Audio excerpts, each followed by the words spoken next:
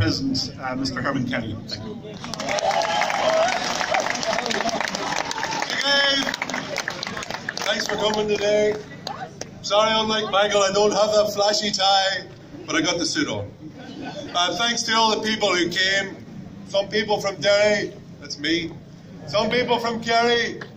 Where's John Bowler? Where are you? Oh, there we go. And thank you to everybody for coming. But I tell you what, we're here. Why is there a lockdown? According to the government, there's some genius of a virus out there called COVID-19.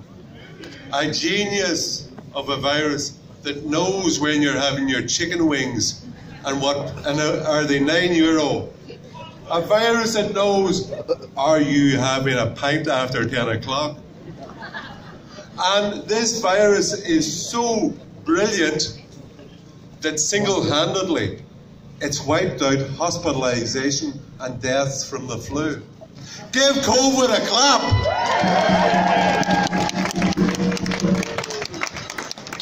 And all with an infection fatality rate of 0.23%, according to the WHO.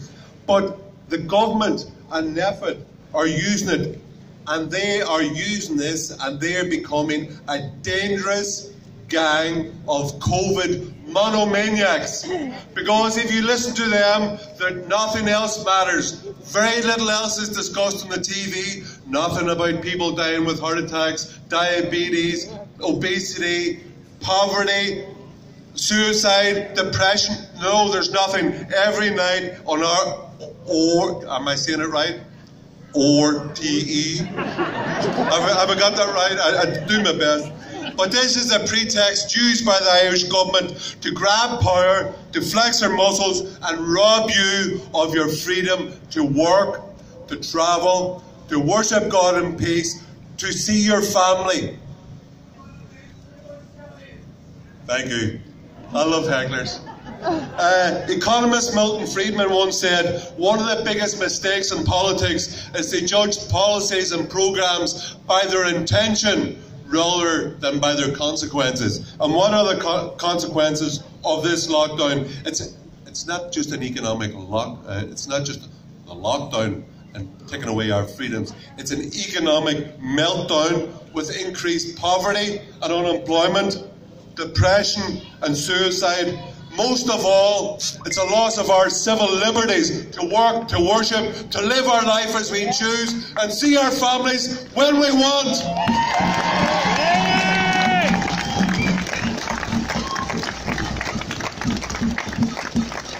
But I tell you, it's brought some oddballs out of the woodwork. All these guys, I don't know, maybe no one loved them when they were younger. But did you hear that Sam McConkey, NEFIT Sam McConkey there in March? He was telling everybody that by October there would be 150,000 deaths in Ireland from COVID. 150,000. And even still, even after that, his projections have been shown to be, that'd be nice, untrue. That he's still brought on to RTE, and with a straight face and with solemn eye, he's asked serious questions to give us his opinion again. It's absolutely nuts. Once a boy's been proven completely wrong, why would you ever ask him again? And a month ago, Eamon Ryan, James Darby says the Greens should be eaten, not listened to. He said, not my joke, I James Darby's.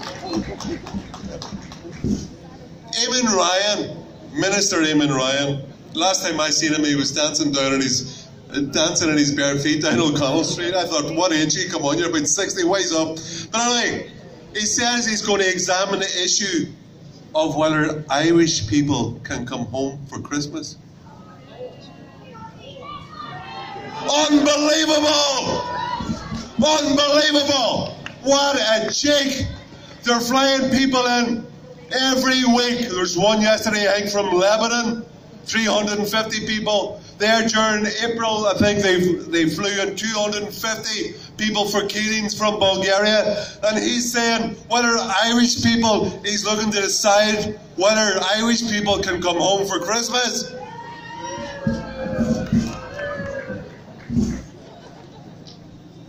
So this government is like the Grinch government. Not only do they want to steal Christmas, but they want to steal your right and Irish people's right to family life. And do you know what? There's a few holes in the Constitution to do with freedom of speech and public assembly, because they're all constrained by things like public order. They can make arguments about public order and public morals, but right to family life is an inalienable right in the Irish Constitution, and that there's nobody, no government, no police force, no anybody in Ireland can stop you from having that right to family life.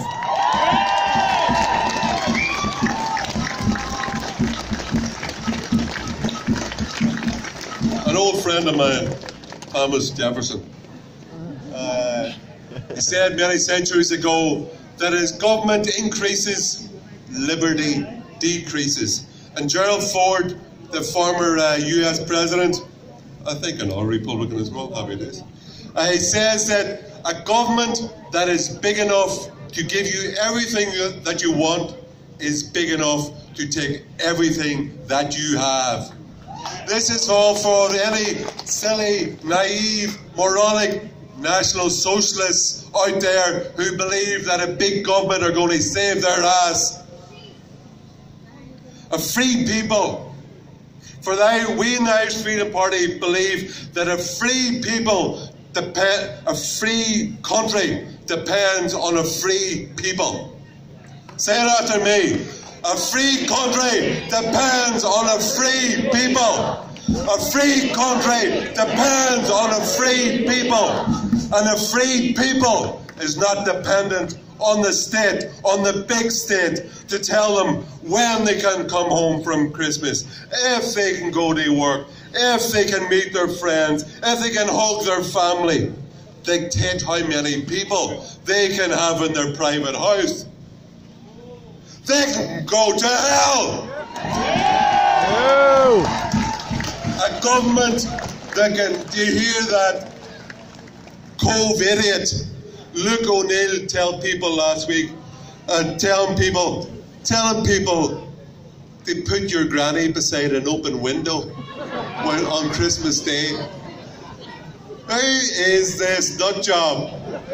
You know, and like we as people, as Irish people, we are free and we are not chattels of the big state. We are not chattels to be pawned, to be thrown out, to be thrown a little bone. No, we are the people, we have the freedom, and we dictate the policies to the government. The government should be afraid of us. Government is the wrong way around when we are afraid of the power of government. And look at the people, look at the parties in the Dáil who are all supportive of the lockdown. Look at these cove idiots. We have Richard Boyd Barrett. Now, he's a rich boy, also known as Ross O'Carroll Castro of the People Before Puberty Party. Virtually all the parties in the Dáil support the lockdown and the theft of our freedoms. All the socialist TDs, who we collectively call STDs. Sinn Féin, I'm enjoying this as well, I think. Thanks for the smile. Sinn Féin, the Euro Loyalist Party, Fianna Fáil, Labour, Fine Gael, Leo Varadkar. The man who puts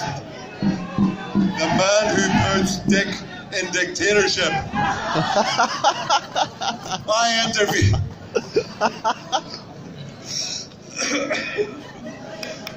interviewed him 12 years. I interviewed him, I think in 2002, 2003. But about 12 years ago, he was, 12 years ago, he was pro-life, he was heterosexual, and he was opposed to mass immigration.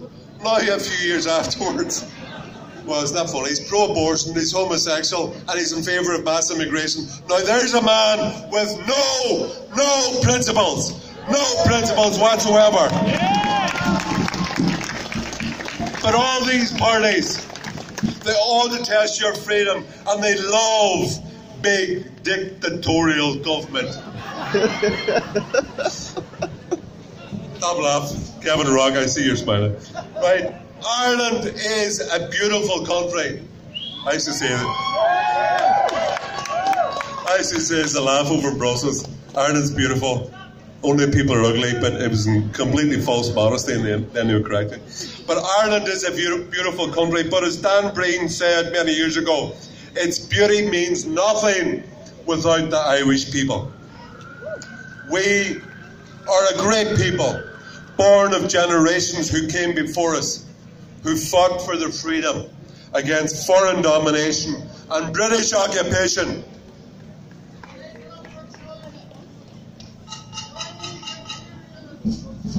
That was brilliant.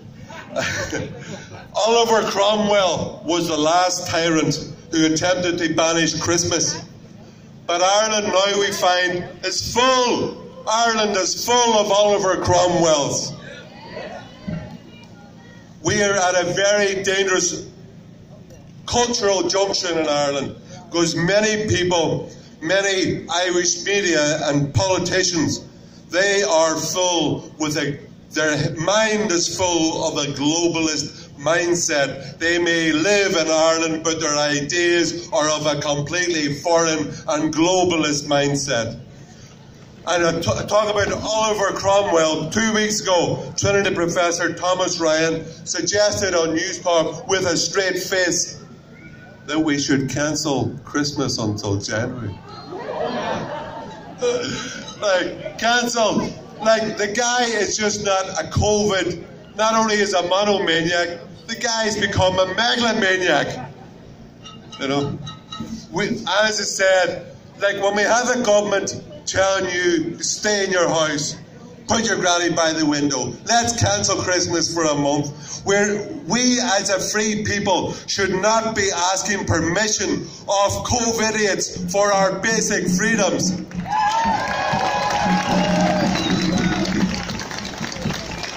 All those political parties in the Dáil who are pro-lockdown, you'll also see they're all high tax, high spend parties.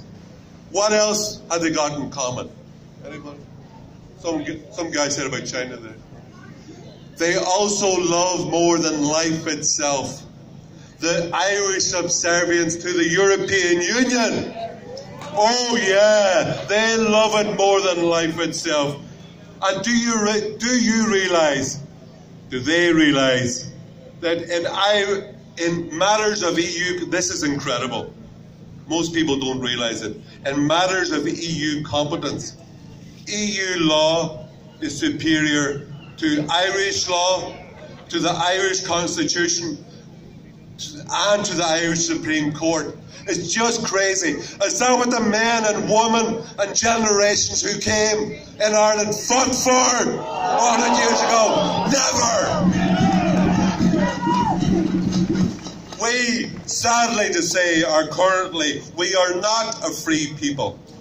We must take back our freedoms of the big state of Ireland and the European Union.